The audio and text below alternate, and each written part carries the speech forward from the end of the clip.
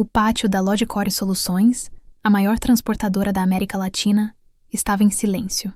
Mas não era um silêncio de eficiência. Era um silêncio de morte, que custava R$300 mil por dia. O motivo estava parado no centro da oficina principal.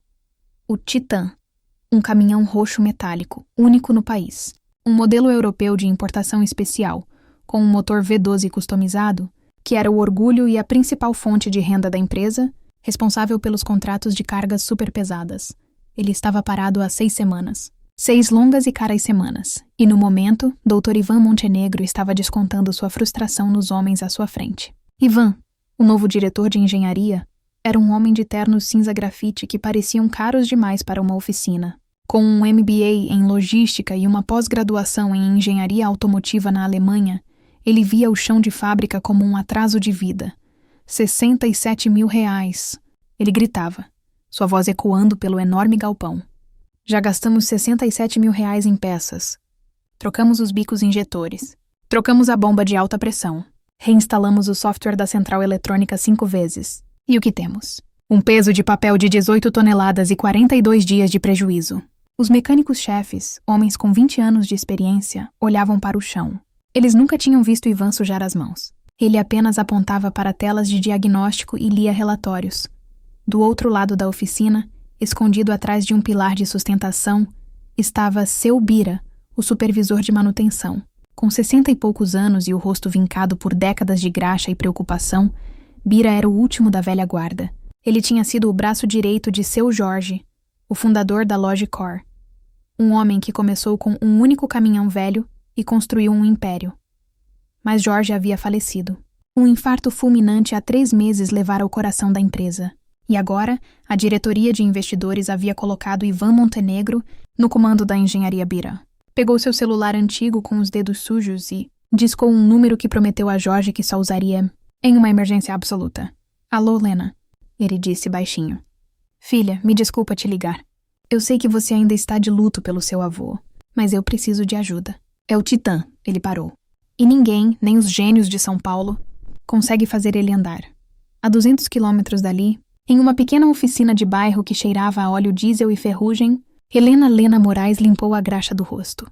Aos 24 anos, ela tinha os olhos do avô e as mãos dele. A morte de Jorge, seu avô, tinha quebrado ela. Ele foi o homem que a criou depois que seus pais morreram num acidente de carro quando ela tinha 5 anos. Ele não lhe deu bonecas. Ele lhe deu um jogo de chaves de boca. Lena, minha filha, ele sempre dizia, com sua voz grossa e gentil. Esses motores novos têm muito computador, mas no fundo eles ainda têm um coração. E motor, que nem gente, fala o que tá sentindo. Você só precisa aprender a escutar. Esses engenheiros de terno, eles leem números. Eles não escutam o coração da máquina. Desde os 10 anos, Lena vivia naquela oficina. Ela aprendeu a diferença entre um tucho preso e uma biela batendo apenas pelo som.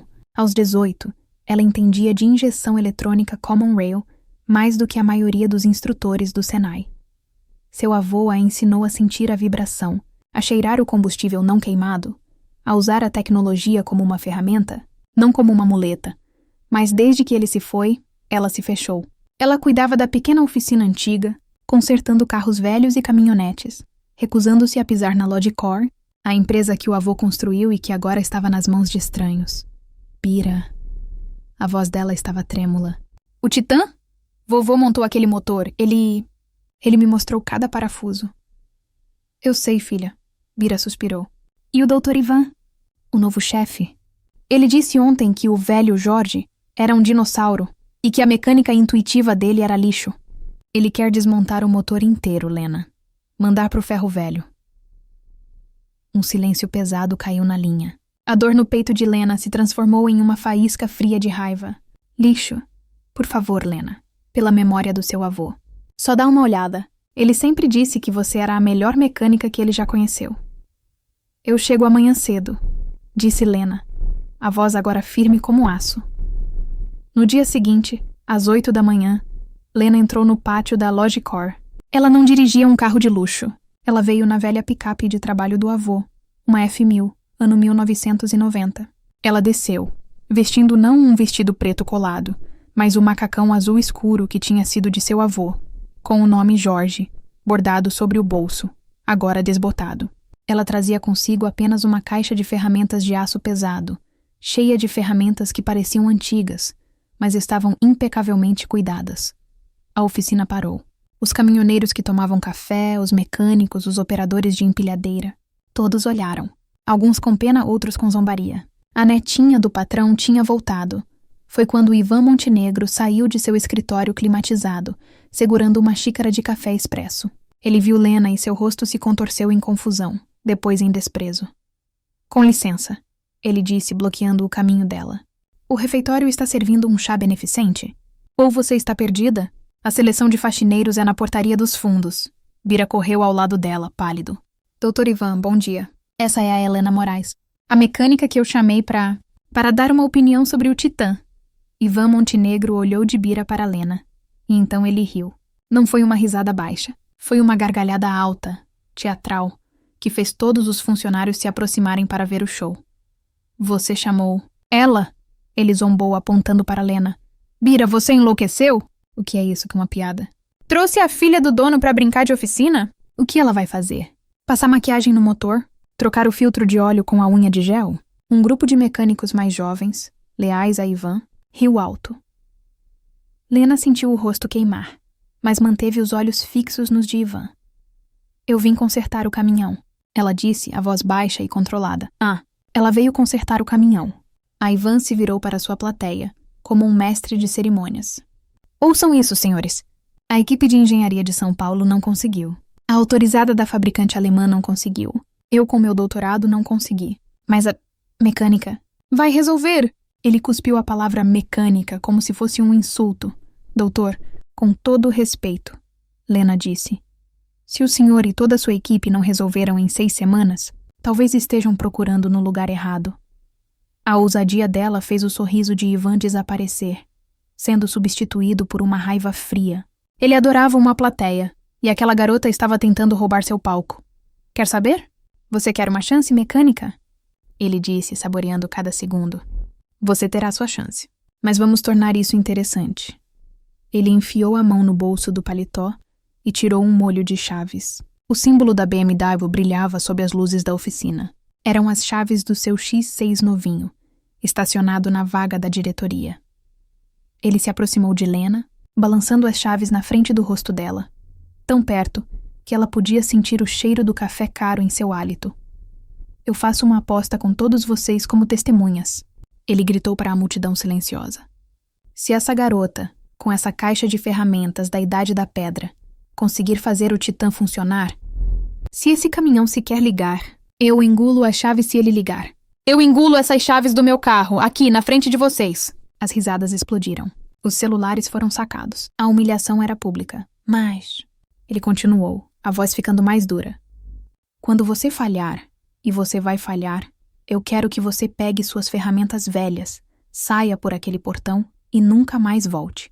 E quero que admita na frente de todos que oficina não é lugar para mulher e que o tempo do seu avô dinossauro acabou. O silêncio era total. Todos os olhos estavam em Lena, esperando que ela chorasse, corresse, desistisse. Lena olhou para as chaves balançando. Ela olhou para o rosto triunfante de Ivan. E então ela olhou para o Titã Roxo, o último grande projeto de seu avô. Ela respirou fundo, e a voz de seu avô soou em sua cabeça. Dignidade, filha. Nunca perca a sua dignidade. Ela levantou o queixo e olhou Ivan nos olhos. Eu aceito, mas quando eu ligar aquele caminhão, e eu vou ligar, eu não quero que o senhor engula nada. Eu quero que o senhor pegue essas chaves, se ajoelhe e peça desculpas. Não para mim, mas para o nome bordado neste macacão. O senhor vai pedir desculpas a Jorge Moraes por ter chamado de lixo o homem que construiu o chão onde o senhor está pisando. Sem esperar a resposta, Lena deu um passo ao lado do engenheiro chocado, atravessou o círculo de homens e caminhou em direção ao Titã. O único som na oficina era o clique-claque das suas botas de trabalho no concreto e o barulho metálico de sua caixa de ferramentas sendo colocada no chão, ao lado do gigante adormecido. A oficina, que antes fervilhava com o barulho das risadas de escárnio, agora estava mortalmente silenciosa. O único som era o zumbido distante de um compressor de ar em outro galpão. 30, talvez 40 homens formavam um semicírculo tenso. Os celulares ainda estavam levantados, gravando. Eles não estavam mais rindo. Estavam esperando. Esperando o fracasso, talvez, mas acima de tudo, curiosos. Dr. Ivan Montenegro cruzou os braços, um sorriso de superioridade estampado no rosto. Ele se recostou em uma bancada de trabalho limpa, como se estivesse assistindo a uma peça de teatro amadora que ele sabia que terminaria mal. Lena ignorou a todos. Ela deu uma volta completa ao redor do Titã, arrastando a ponta dos dedos pela pintura roxa metálica. Ela parou na frente da grade dianteira, onde o capô estava aberto, revelando o monstro adormecido que era o motor V12. Era uma obra de arte de engenharia, limpa demais, impecável. Ivan, em sua fúria diagnóstica, tinha mandado limpar o motor de qualquer vestígio de graxa, como se a sujeira fosse o problema. Um erro, murmurou Lena para si mesma. Graxa é história. Ela conta onde o calor esteve, onde o óleo vazou. Disse alguma coisa, senhorita? Ivan provocou do outro lado da sala. Pedindo ajuda aos espíritos do motor? Lena o ignorou. Ela se virou para Bira, que estava parado perto dela, torcendo uma estopa suja nas mãos, parecendo um pai nervoso na sala de espera. Bira, ela disse, a voz baixa, mas clara no silêncio. Me conta da história. Não o que os relatórios dizem, não o que o computador diagnosticou. Me conta como ele morreu. Bira piscou, surpreso por alguém perguntar. Foi estranho, Lena. O motorista, o Tatu, ele disse que estava na subida da serra, com carga total. O Titã estava puxando com força, como sempre. E de repente ele disse que foi como se alguém tivesse tirado o fôlego dele. Não teve estouro, não teve metal batendo, não teve fumaça preta. Ele só engasgou, perdeu a força e desligou. E de lá pra cá, nunca mais pegou. Lena acenou com a cabeça, processando. Engasgou. Como se faltasse ar. Ou combustível. Exatamente, gritou Ivan da bancada, satisfeito por ela ter chegado à sua conclusão óbvia. Falha na pressão do combustível. Foi a primeira coisa que vimos. Trocamos a bomba de alta pressão. R$28 mil. Trocamos todos os 12 injetores. R$40 mil. E nada. O problema é elétrico. A central eletrônica está em modo de segurança e não nos diz o porquê. Lena olhou para Ivan. O senhor trocou tudo isso.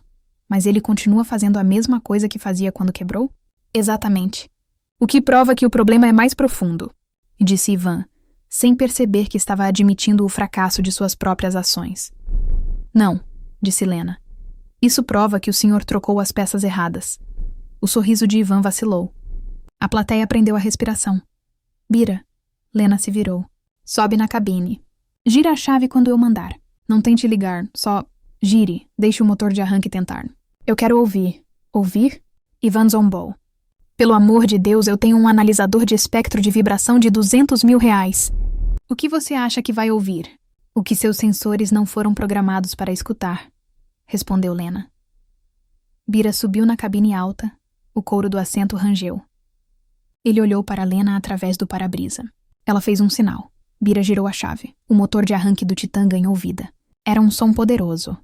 Um re-ram profundo e asmático, que sacudiu o chão da oficina. Era o som de um gigante tentando respirar, mas sem conseguir a faísca da vida. O motor girava, mas não havia ignição. De novo. Gritou Lena por cima do barulho. Bira parou e girou de novo.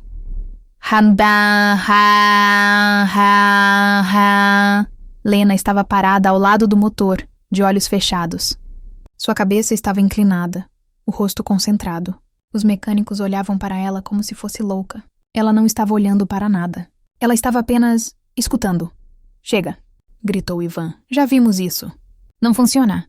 Desligue isso, Bira. Vai acabar com a bateria. Espera. Lena levantou a mão.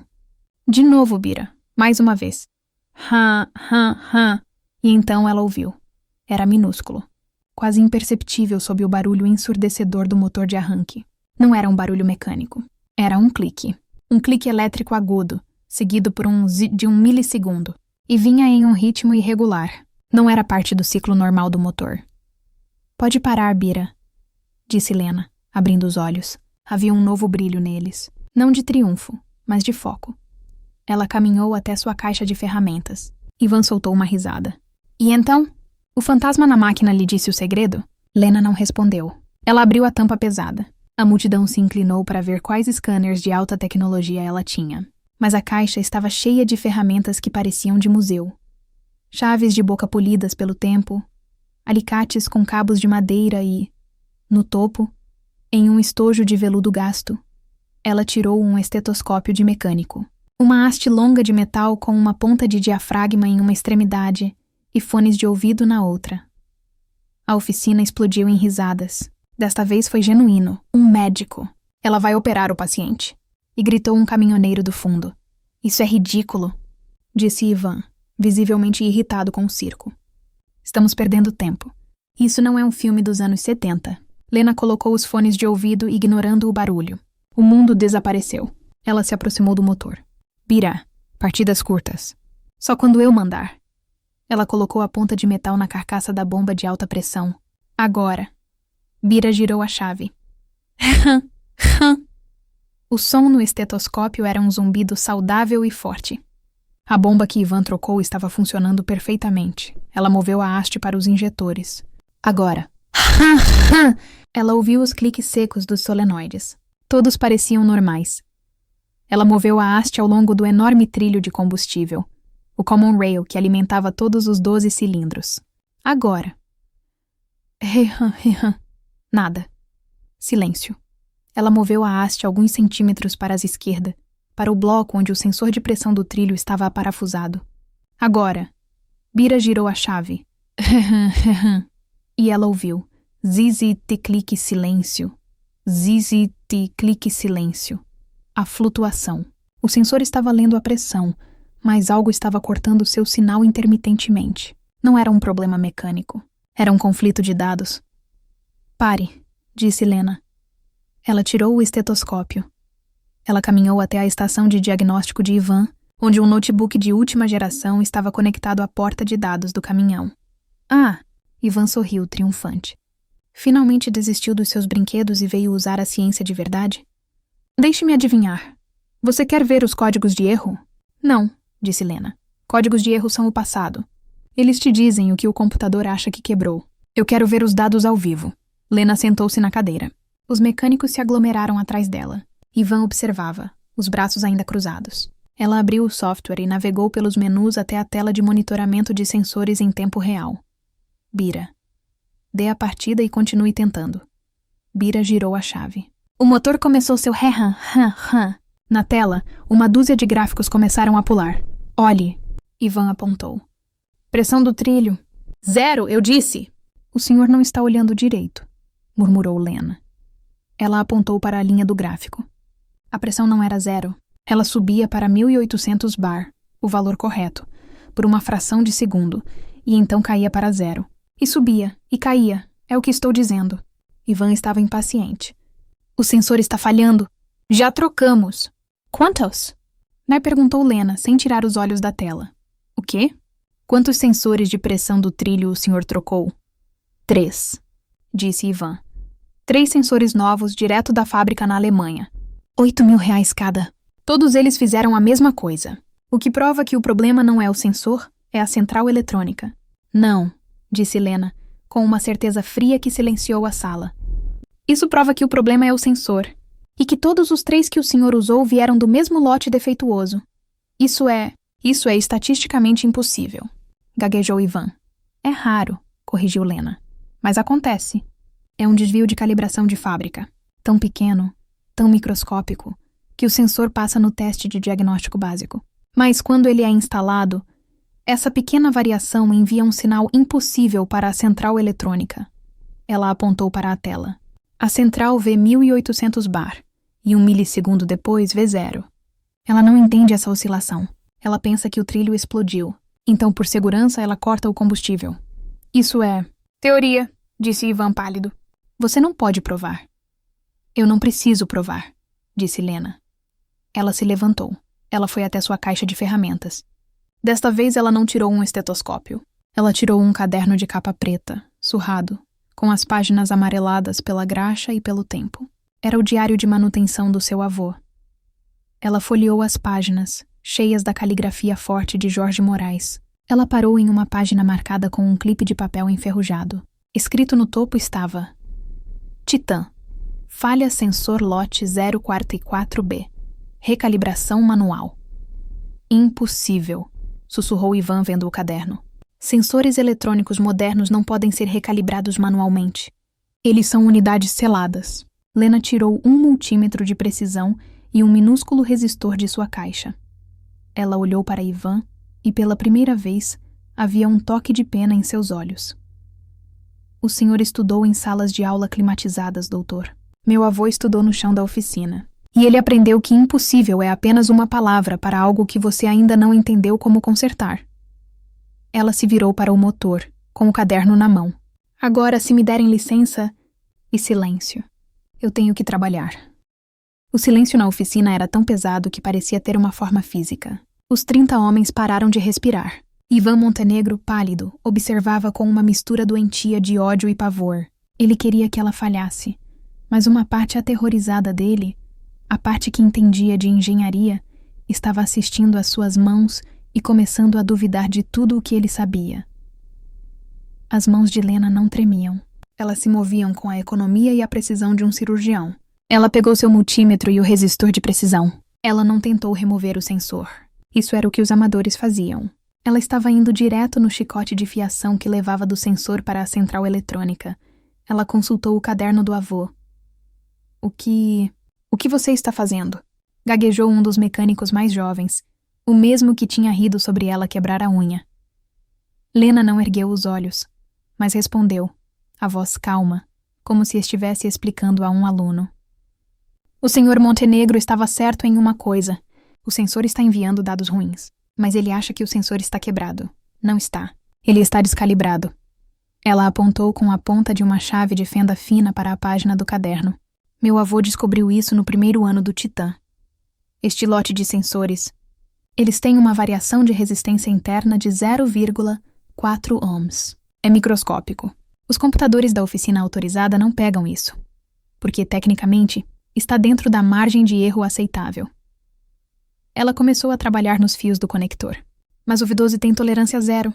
Para ele, essa variação não é um erro, é um desastre. A central eletrônica lê a pressão correta e, 1 milissegundo depois, o desvio de resistência faz ela ler 0. O computador entra em pânico e corta o diesel para proteger o motor. O que o Dr. Ivan fez foi trocar um sensor descalibrado por outro, do mesmo lote descalibrado. Ivan Montenegro abriu a boca para protestar que aquilo era impossível, mas nenhum som saiu. Ele estava assistindo Lena fazer algo que não estava em nenhum manual alemão. Ela estava usando o resistor para manualmente recalibrar a leitura antes que ela chegasse na central eletrônica. Ela estava, na prática, inserindo um tradutor entre o sensor mentiroso e o cérebro do caminhão. Era um procedimento que exigia um conhecimento de eletrônica e uma firmeza manual que poucas pessoas no mundo possuíam. Era uma sabedoria que não vinha de um diploma, mas de décadas de experiência. A sabedoria de Jorge Moraes, fluindo através das mãos de sua neta. Ivan assistia, e pela primeira vez em sua vida profissional, ele sentiu o gosto amargo do terror. O terror de perceber que ele não era a pessoa mais inteligente da sala. Ele olhava para o terno de R$2.000 que vestia e, de repente, sentiu-se o amador. Pronto, disse Lena, depois de 20 minutos de trabalho meticuloso e silencioso. Ela fechou a pequena caixa de junção. Ela limpou suas ferramentas uma por uma, com uma estopa limpa, e as guardou de volta em sua caixa de aço. Cada clique de metal no metal ecoava como um tiro de revólver no silêncio. Ela fechou a tampa da caixa. Então, ela deu um passo para trás, saindo da sombra do motor. Ela olhou para o fundo da oficina, para o amontoado de peças caras e inúteis que Ivan havia trocado. A bomba de combustível, os 12 injetores, os 3 sensores de pressão, um cemitério de R$80.000 de diagnósticos errados. Finalmente, Lena ergueu os olhos para a cabine do Titã. Seu Bira estava lá, sentado, as mãos no colo, observando-a com uma reverência quase religiosa. Lena respirou fundo. E por um segundo ela pareceu ter 24 anos de novo. Ela pareceu a menina órfã que tinha perdido o avô há 3 meses. O frio na barriga era visível. E se ela estivesse errada? E se a aposta, a humilhação... Ela fechou os olhos. Lembrou da voz do avô.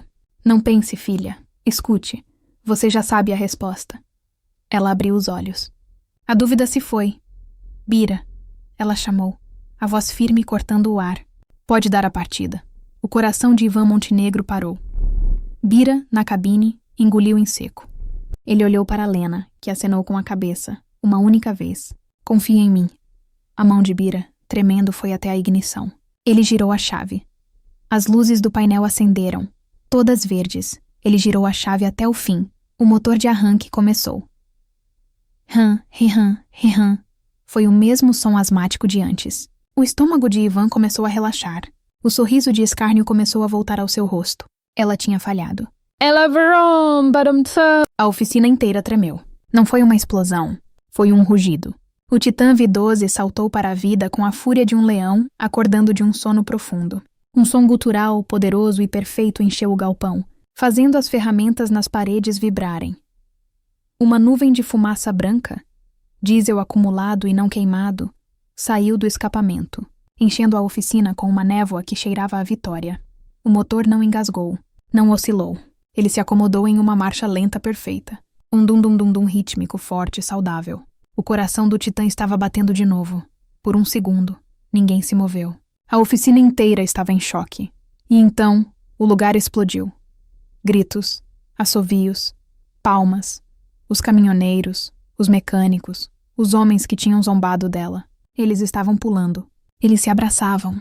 Eles jogavam seus bonés para o ar. Não era só um caminhão. Era o Titã. Eram os seus empregos. Eram os contratos. Era a empresa. Aquele som significava que tudo ia ficar bem. Seu Bira desceu da cabine, as pernas como gelatina. Lágrimas escorriam livremente pelo seu rosto vincado de graxa. Ele caminhou direto para Lena, sem se importar com quem estava assistindo, e a agarrou num abraço de urso que a levantou do chão. Menina, menina. Ele soluçava no cabelo dela. O seu avô, o Jorge. Meu Deus, ele está tão orgulhoso de você lá em cima. Você é a melhor mecânica que este país já viu, Helena. A melhor! Lena o abraçou de volta com força. E pela primeira vez em 3 meses ela se permitiu chorar. Lágrimas de alívio, de saudade, de dever cumprido. Ela tinha honrado o nome dele. A comemoração durou 1 minuto inteiro, até que lentamente o barulho foi diminuindo. Os homens pararam de gritar. Eles se viraram.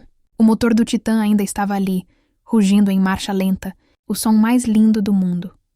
Mas agora, o foco havia mudado.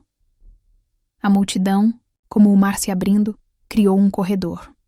De um lado, estava Lena, sendo solta por Bira, limpando as lágrimas do rosto, a expressão calma, mas exausta. Do outro lado, encostado na bancada, estava o Dr. Ivan Montenegro. Ele estava branco como papel. As mãos, que antes seguravam as chaves da BMW com arrogância, agora tremiam visivelmente ao lado do corpo. O sorriso se fora. O terno caro parecia um disfarce barato. Ele olhava para o Titã funcionando como se estivesse vendo um fantasma. Ele estava quebrado, destruído, aniquilado. A jovem de 24 anos não tinha apenas consertado um caminhão. Ela tinha acabado de destruir publicamente a fundação de tudo o que Ivan acreditava sobre si mesmo. Naquele silêncio pesado, quebrado apenas pela marcha lenta do Titã, Lena Moraes pegou uma estopa limpa. Ela limpou a graxa das suas mãos, metodicamente, dedo por dedo. Então, ela largou a estopa e começou a andar, devagar, através do corredor de homens, seus passos ecoando no concreto. Ela caminhou até ficar a menos de 1 metro de Ivan Montenegro. Ela não parecia zangada. Ela não parecia triunfante. Ela parecia uma profissional cobrando uma dívida. Ela parou na frente dele. Ivan estava tremendo tanto que não conseguia focar os olhos nela. Lena, em silêncio, apenas estendeu a mão direita. Palma para cima. Ela não disse uma palavra. Não precisava. Todos na oficina prenderam a respiração. Ela estava esperando. As chaves.